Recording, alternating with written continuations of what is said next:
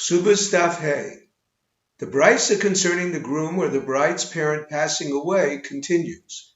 It teaches that no matter what the circumstances may be, they cannot cohabit for the first time Leil Shabbos, Friday night, because he ruptures her hymen, causing it to bleed.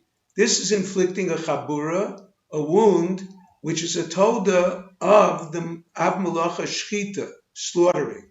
He also cannot cohabit for the first time, that is, schedule the wedding for Motzei Shabbos, Saturday night, because of cheshbonos, calculations that need to be made on Shabbos in preparation for the wedding.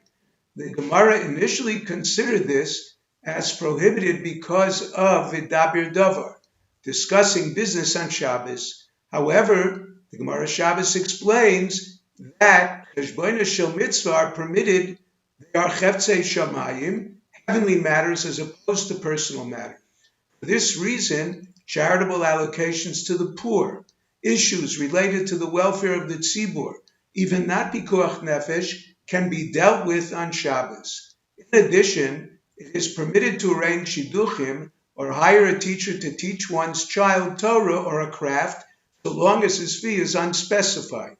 According to this, calculations and certain preparations for the wedding feast should also be permitted. Therefore, the Gemara suggests another reason. The preoccupation with the wedding feast will cause the Baal Simcha to forget it is Shabbos and slaughter for the wedding. Unlike here, the Chachamim were not concerned about Yom Kippur falling on Monday for fear a Jew would slaughter on Shabbos to have food ready for Sunday, Erev Yom Kippur, for two reasons. Number one hosting a wedding needs food not only for himself, but also for his guests, whereas Erev Yom Kippur, he needs food only for himself and his family. Number two, Yom Kippur preparations can wait for Motzei Shabbos. He needs the food for Sunday, whereas the wedding is scheduled for Motzei Shabbos. The Gemara concludes that this concern applies Erev Shabbos as well. The feast could continue into Shabbos. A host who runs out of food may forget it is Shabbos and slaughter. Question: when the Mishnah states Besula Nisas Liyom Harvi, does it mean the couple can cohabit during the day as well? Will the groom go to Beis Din Thursday morning if he questions her virginity?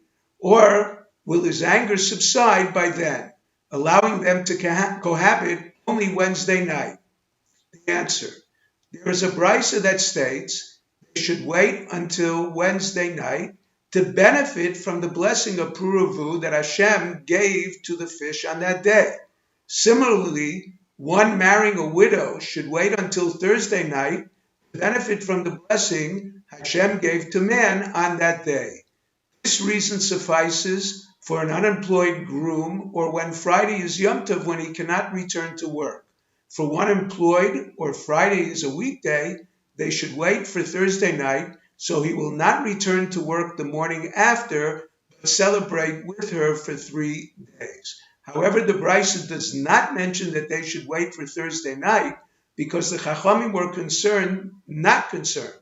His anger will subside. Apparently, this difference in time will not affect his feelings.